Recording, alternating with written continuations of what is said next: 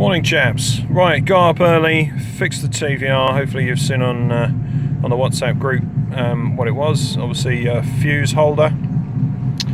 Very disappointing from Lloyd's. These Chinese fuse holders, I've had trouble with them before.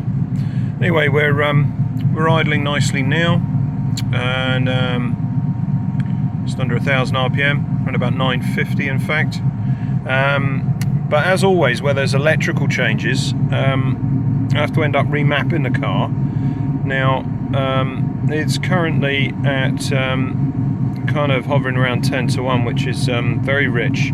So this is typical of when I've made improvements to Lloyd's wiring. You have to remap the whole car. It seems the system's very voltage sensitive, particularly in injectors, injector opening times. They work on milliamps, so they are extremely sensitive.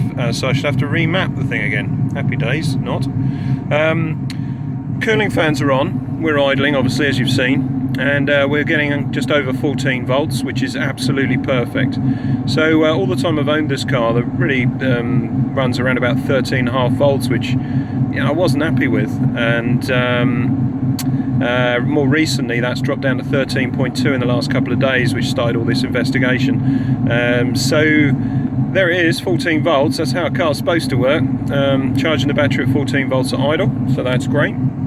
This is with a fan on, by the way, the radiator fans, so it's pulling quite a lot of amps there. By the way, I've got to replace yet another Chinese Lloyd's fuse holder that's running the fans at the moment, and I'll probably find that my fans are a lot brighter and stay on for less time once I replace that dog shit fuse holder. So there's one more to go, and I'm going to be addressing that at the weekend.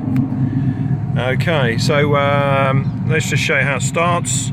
Obviously what Lloyd's have done is they've wired that fuse is not actually protecting the relay at all, which is terrible. Sorry, it's not actually protecting the ECU at all, which is terrible. The fuse is actually a link to under the bonnet, so sorry, under the dash, where I've got a relay which they call the engine management system relay. It's actually a fuel pump relay.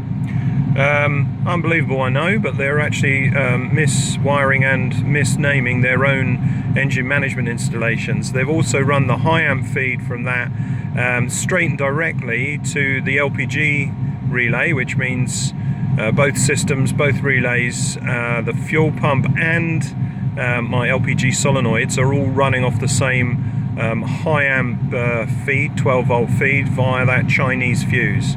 No wonder I was getting hesitation. So let's just go for the restart. This is a nice hot restart, by the way, and we'll test it. Ignition on, cranking, and there it goes. So this is my new setup, where the idle flares up to just under 2,000 RPM and then falls back down to 1,000. We should see now after a few seconds it will drop back down again. And there it goes. That's my system for just clearing the plenum out of stale and hot air. Works perfectly. So car is really OEM turnkey now, and of course now we're making 14 volts, and this is with the fans off now, 14.03. I'm seeing up to 14.1 volts while I drive. The fluctuation though when I accelerate is well, it's pretty much non-existent really. It's 0.2 of a volt, so that's absolutely perfect. So once I remap the car, thanks Lloyd's, more fuel that I have to spend on doing this, more money on parts as well. Once I remap this so it's obviously running a lot leaner than this kind of 10 to 1 dog shit, and then I think we've got ourselves a fixed car. Obviously this weekend I'll also be replacing my Ghetto fuse holder with a proper fuse holder and relay connector block system, which I sent to you this morning. Anyway boys, I hope that helps. Good luck to Stephen with his issues with Lloyd's.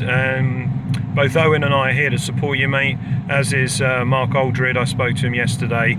We all want you to do well with this, mate, so we're all on your side. You take it easy boys, I'll speak to you soon.